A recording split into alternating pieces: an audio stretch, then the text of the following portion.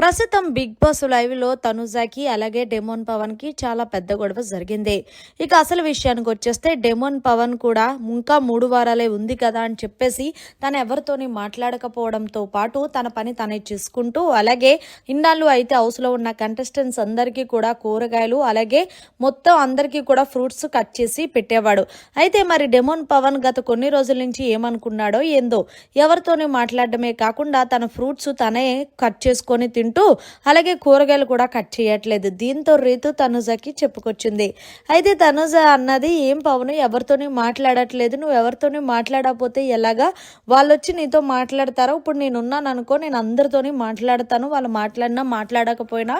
So ఇప్పుడు పవన్ కళ్యాణ్ ఉన్నాడంగా, ఎప్పుడు నాతో మాట్లాడు, కానీ నేనే కలగ చేసుకొని మాట్లాడతాను.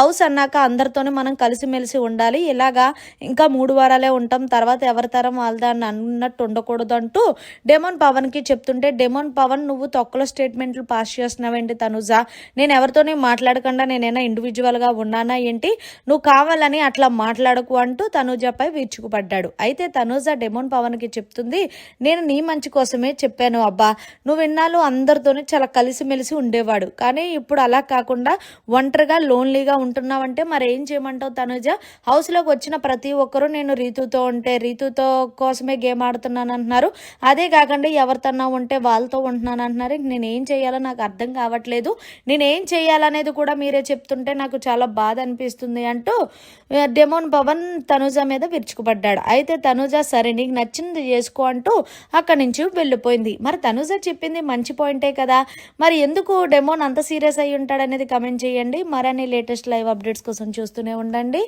Media corner.